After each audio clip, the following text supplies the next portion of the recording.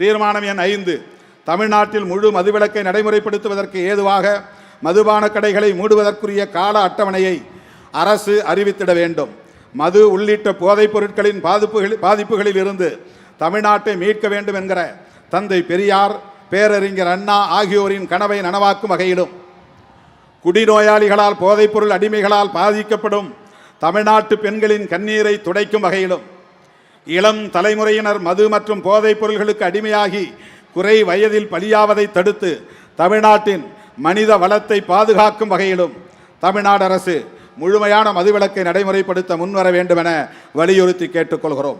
India முழுவதும் மது அருந்துபவர்களின் எண்ணிக்கை சராசரி 22% எனவும் தமிழ்நாட்டில் அது 32% உள்ளது எனவும் புள்ளி விவரங்கள் கூறுகின்றன.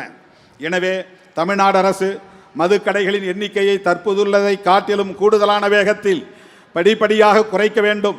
அத்துடன் முழுமையான மதுவிலக்கை நடைமுறைப்படுத்துவதற்கான கால அட்டவணையை அறிவிக்க வேண்டும் எனவும் இம்மாநாடு தமிழக அரசை வலியுறுத்துகிறது.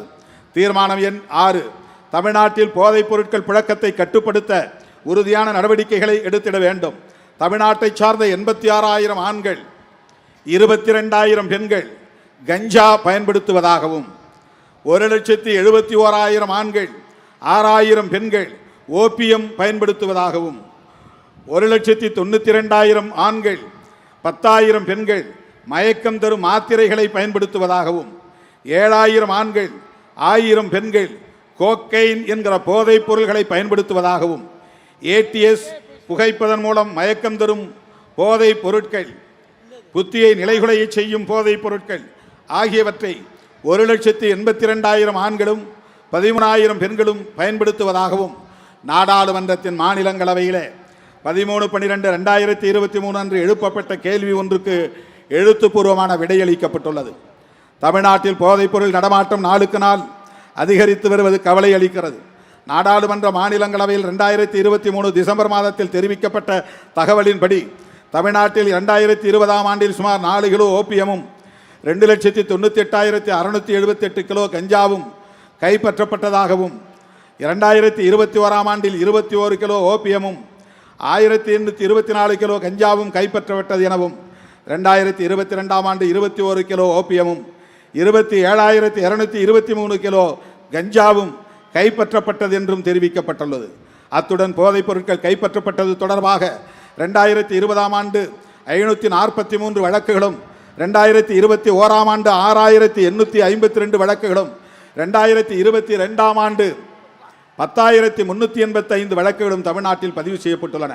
ஒவ்வொரு ஆண்டும் போதைப்பொருள் பயன்பாடு தொடர்பாக பதிவு செய்யப்பட்ட வழக்குகளின் எண்ணிக்கை அதிகரித்து கொண்டே வருவதை பார்க்கிற போது தமிழ்நாட்டில் போதைப்பொருள் புழக்கம் அதிகரித்து வருகிறது என்பது உறுதிப்படுகிறது. மதுவை போல் அல்லாமல் போதைப் பொருட்கள் ஏற்கனவே இங்கு தடை செய்யப்பட்டுள்ளன. அப்படி இருந்தும் தமிழ்நாட்டின் கிராமப்புறங்களிலும் கூட போதைப்பொருள் நடமாட்டம் அதிகரித்து வருவதை காண முடிகிறது. குறிப்பாக பள்ளி கல்லூரி மாணவர்களிடையே மதுவை காட்டிலும் போதைப் பொருட்களின் புழக்கம் அதிகரித்து வருகிறது. சென்னை, திருவண்ணாமலை, உதகை ஆகிய 3 மாவட்டங்களில் மேற்கொள்ளப்பட்ட ஆய்வின் அடிப்படையில் 7ஆம் வகுப்பிலிருந்து 12ஆம் வகுப்பு வரை படிக்கும் மாணவர்களில் 9% பேர் மது, கஞ்சா, கூல்லிப் ஆகிய போதைப் பொருட்களுக்கு அடிமையாகி இருக்கிறார்கள் என்கிற அதிர்ச்சி தரும் புள்ளி விவரத்தை சமூக கல்விக்கான நிறுவனம் என்ற அமைப்பு கண்டறிந்துள்ளது. இந்நிலையில் போதைப்பொருள் புழக்கத்தை கட்டுப்படுத்த தமிழ்நாடு அரசு உறுதியான கடுமையான நடவடிக்கைகளை மேற்கொள்ள வேண்டும் என்று இம்மாநாடு கேட்டுக்கொள்கிறது. 7. மது மற்றும் போதைப் பொருட்கள் ஒழிப்புக்கான விழிப்புணர்வு பரப்பு இயக்கத்தில் மகளிர் சுய உதவி குழுக்களை ஈடுபடுத்த வேண்டும். மது மற்றும் போதைப் பொருட்கள் ஒழிப்புக்கு சட்டப்பூர்வமான நடவடிக்கைகள் எடுத்தால் மட்டும் போதாது. போதைப் பழக்கத்தால் ஏற்படும் பெரும் பாதிப்புகள் தொடர்பாக பொதுமக்களிடையே போதிய விழிப்புணர்வை ஏற்படுத்த வேண்டும். தொடர்ச்சியான பரப்பு இயக்கத்தின் மூலமே அத்தகைய விழிப்புணர்வை மக்களிடையே ஏற்படுத்த முடியும். எனவே மது போதைப் பொருட்கள் ஒழிப்பு பரப்பு இயக்கம் ஒன்றை தமிழ்நாடு அரசு துவங்கிட வேண்டும். அந்த பரப்பு இயக்கத்தில் தமிழ்நாடெங்கும் இயங்கி வருகிற மகளிர் சுய உதவி குழுக்களை முழுமையாக ஈடுபடுத்த வேண்டும் என்று தமிழ்நாடு அரசை வலியுறுத்தி கேட்டுக்கொள்கிறோம்.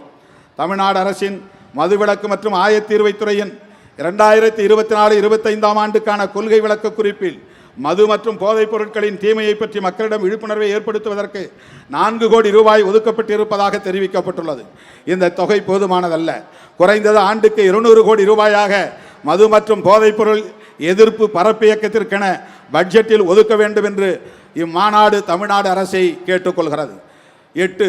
குடிநோயாளிகளுக்கும் போதை அடிமை நோயாளிகளுக்கும் நச்சு நீக்க சிகிச்சை அளிக்க அரசு மருத்துவமனைகளில் அவற்றுக்கான மையங்களை உருவாக்க வேண்டும். De addiction centre. தமிழ்நாடு முழுவதும் 20 இடங்களில் போதை மீட்பு மையங்கள் அமைத்து சிகிச்சை அளிக்கப்பட்டு வருவதாகவும் இந்த நிதியாண்டில் மேலும் 25 மையங்கள் அமைக்கப்படும் என்றும் அண்மையில் தமிழ்நாடு அரசின் மதுவிலக்குத்துறையால் தெரிவிக்கப்பட்டுள்ளது. இது தமிழ்நாட்டில் உள்ள குடிநோயாளிகளின் எண்ணிக்கையை ஒப்பிடும்போது சிகிச்சை மையங்களின் எண்ணிக்கை மிக மிக குறைவாகும். எனவே அனைத்து அரசு மருத்துவமனைகளிலும் போதை மீட்பு சிகிச்சை மையங்களை டி அடிக்ஷன் சென்டர்ஸ் அமைத்திட வேண்டுமென்று இம்மாநாடு தமிழ்நாடு அரசுக்கு வேண்டுகோள் விடுக்கிறது. தீர்மானம் எண் 9. மது மற்றும் போதை அடிமை நோயாளிகளுக்கான மறுவாழ்வு மையங்களை அனைத்து வட்டாரங்களிலும் அமைத்திட வேண்டும். நேஷனல் ஹெல்த் மிஷன் திட்டத்தின் கீழ் தமிழ்நாடு அரசு 2020ஆம் ஆண்டில் 7 அரசு மருத்துவக் கல்லூரி மருத்துவமனைகளில் மது மற்றும் போதைப் பொருட்களால் பாதிக்கப்பட்டவர்களுக்கான மறுவாழ்வு மையங்களை துவக்கியது. அதற்காக 100 பேர் தற்காலிக பணியாளர்கள் நியமிக்கப்பட்டனர். டாஸ்மாக் அதற்கான செலவை ஏற்றுக்கொண்டது. ஆனால் டாஸ்மாக் தொடர்ந்து நிதியளிக்க மறுத்ததால் அந்த திட்டம் 2023ஆம் ஆண்டுடன் நிறுத்தப்பட்டு அந்த தற்காலிக பணியாளர்கள் வேலை நீக்கம் செய்யப்பட்டனர். இது குடி மற்றும் போதை அடிமை நோயாளிகளை மீட்பதற்கு தமிழ்நாடு அரசு போதிய அக்கறை காட்ட வேண்டும் என்பதை உணர்த்துகிறது. 2023-24ஆம் ஆண்டில் மது மற்றும் போதைப் பொருட்களால் பாதிக்கப்பட்டவர்களுக்கு நிவாரணம் வழங்குவதற்கு 2.5 கோடி ரூபாய் ஒதுக்கப்பட்டதாகவும் அதில் 490 பேர் பயனடைந்ததாகவும் தமிழ்நாடு அரசு தெரிவித்துள்ளது. இது மிக மிக குறைவான தொகை என்று கருதுகிறோம். குறைந்தபட்சம் 100 கோடி ரூபாயாவது அதற்கென ஒதுக்கி அனைத்து வட்டாரங்களிலும் மறுவாழ்வு மையங்களை அமைக்க வேண்டும் என்றும் குடிநோயாளிகளின் குடும்பத்தினருக்கு வாழ்வாதார நிதி வழங்க வேண்டும் என்றும் இம்மாநாடு தமிழக அரசை கேட்டுக்கொள்கிறது. 10. டாஸ்மாக் என்னும் அரசு நிறுவனத்தின் மது வணிக தொழிலாளர்களுக்கு மாற்று வேலை வழங்கிட வேண்டும். டாஸ்மாக் நிறுவனத்தின் அரசு மதுபான கடைகளில் சுமார் 30,000 தொழிலாளர்கள் வேலை செய்கின்றனர்.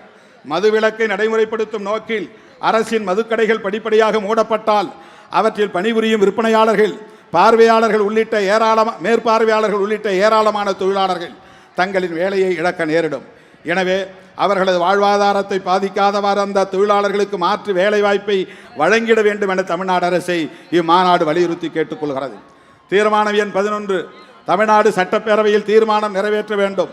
மதுவிலக்கை தேசிய கொள்கையாக அறிவிக்க வேண்டும் என்றும் மதுவிலக்கை நடைமுறைப்படுத்தும் மாநிலங்களுக்கு சிறப்பு நிதி அளிக்க வேண்டும் என்றும் 16வது நிதிக்குழுவில் மாநிலங்களுக்கு நிதி பகிர்வை தீர்மானிக்கும் போது மதுவிலக்கை நடைமுறைப்படுத்தும் மாநிலங்களுக்கு கூடுதலாக நிதியை பகிர்ந்தளிக்க வேண்டும் என்று வலியுறுத்தி தமிழ்நாடு அரசு சட்டப்பேரவையில் தீர்மானம் ஒன்றை நிறைவேற்றி அதை இந்திய ஒன்றிய அரசுக்கு அனுப்பி வைக்க வேண்டும் என்று இம்மாநாடு வலியுறுத்துகிறது. கடைசி தீர்மானம். மதுவிலக்கு பரப்பு இயக்கத்தில் அனைத்து தரப்பு ஜனநாயக சக்திகளும் ஒருங்கிணைய வேண்டும். மது மற்றும் போதைப் பொருட்களின் பயன்பாடு தமிழ்நாட்டில் அனைத்து தரப்பு மக்களுக்கு மிகப்பெரிய கேடாக அமைந்துள்ளது. அதனை கட்டுப்படுத்துவதும் தமிழ்நாட்டு மக்களை போதைப் பொருட்களின் அடிமைத்தனத்திலிருந்து மீட்டெடுப்பதும் அரசாங்கத்தின் பொறுப்பு மட்டுமல்ல, அனைத்து தரப்பினரின் முதன்மையான கடமையாகும். எனவே தமிழ்நாட்டு மக்களின் எதிர்கால நலன்களை கருத்தில் கொண்டு மது மற்றும் போதைப் பொருட்கள் ஒழிப்புக்கான பரப்பு இயக்கத்தில் அனைத்து அரசு சாரா அமைப்புகளும் NGOs, அரசு சாரா அமைப்புகளும், அரசியல் கட்சிகளும், சமூக பண்பாட்டு இயக்கங்களும், ஊடகங்களும், இன்ன பிற அமைப்புகளும் தேசத்தின் மனித வளத்தை பாதுகாக்கும் பொறுப்புணர்வோடு தங்களை ஈடுபடுத்திக் கொள்ள முன்வர வேண்டும் என இம்மாநாடு அறைகூவல் விடுக்கிறது. இந்த 12 தீர்மானங்களையும் என் உயிரின் உயிரான விடுதலை சிறுத்தைகளே கைகளை தட்டி ஆரவாரம் செய்து நிறைவேற்றி தருமாறு உங்களை மெத்த பணிவோடு கேட்டுக்கொள்கிறேன். நிறைவேறியதா? நிறைவேற்றி தந்த உங்களுக்கு என்னுடைய நெஞ்சார்ந்த நன்றி. பால பிரஜாபதி அடிகளார் அவர்கள் மேடையில் இருக்கிறார். அவர் வந்ததும் ஒரு வேண்டுகோளை வைத்தார். காந்தி பிறந்த நாள்,